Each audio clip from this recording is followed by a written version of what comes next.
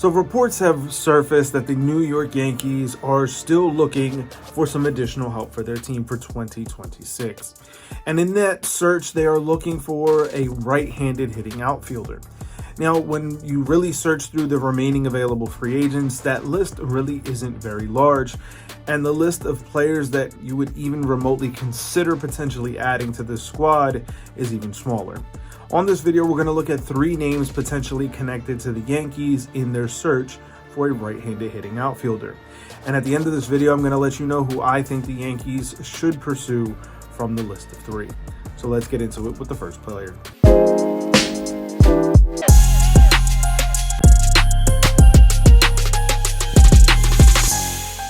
Now, the first player and the biggest name amongst the 3 is that of Starling Marte.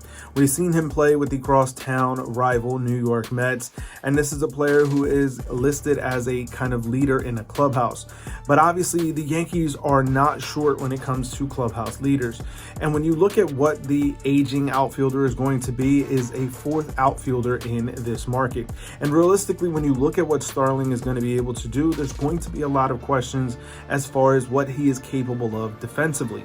When you think about a 4th outfielder, yes, a right-handed bat that is going to be able to come in and do things against left-handed pitching. And Starling is really better against right-handed pitching as it stands, even though he is a right-handed batter. So even though this is the biggest and most recognizable name, to me, this is the least player that I would want to see the Yankees go after. And I know that that's going to be hard for some people to hear when we get to number 2 and number 3. But when you think about what this team actually needs, it's not another right-handed hitter who can hit right-handed pitching. They have a plethora of lefties for just that opportunity. But what you want is a guy who's going to be able to come in, play solid defense in the corner spots, and most specifically left field when you move pieces around such as Jason Dominguez, Trent Grisham, and otherwise. But when you think about what you're going to be looking for, it's going to be that right-handed bat that is going to be able to provide you some stability.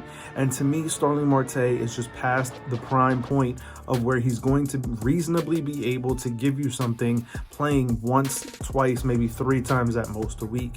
For me, a player like Starling Marte is not going to give you enough of what you need going into this 2026 campaign.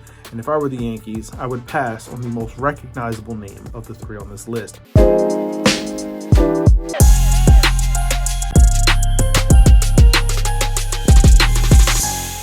As we get to the number 2 player on my list, it is a reunion with Austin Slater.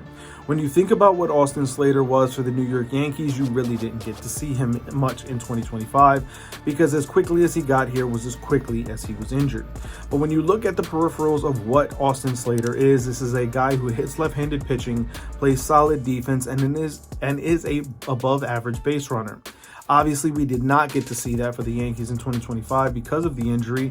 But when you think about a full season of what he could be as a 4th outfielder, playing solid defense in the corners and being able to be a guy that can run a little bit when you have him out there, this is a guy who would fit the mold for the New York Yankees. Not to mention the idea of running it back with bringing back Austin Slater really fits into that mold as well. Obviously, as Yankee fans, we don't want to hear this whole run it back situation because that team did not do the job in 2025. So why would we want to run it back in 2026 with the same team that fell short of claiming the division and looked even poorer in the postseason? Bringing back Austin Slater would just really infuse the ire of the Yankee fans. And realistically, there is a potential better option out there, and that's the number 3 guy.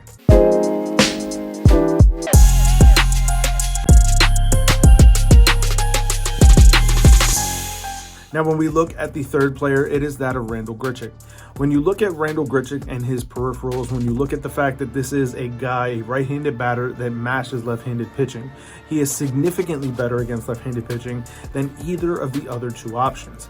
You also add in the fact that this is going to be a reliable enough defender in the outfield that he's not really going to be seen as a liability as Starling Marte would be, but not quite the defender that Austin Slater is. So he hits that middle ground.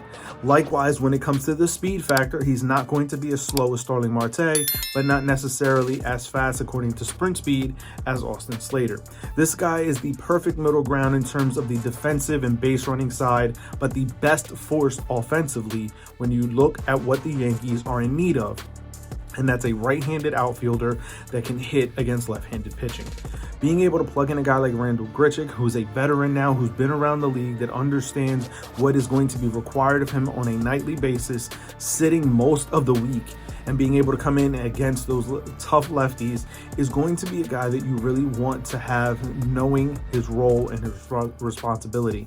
And for a guy like Randal Grichuk, who's been around the league now, who's fallen into that pattern in the past several years, this is the guy the Yankees really should target.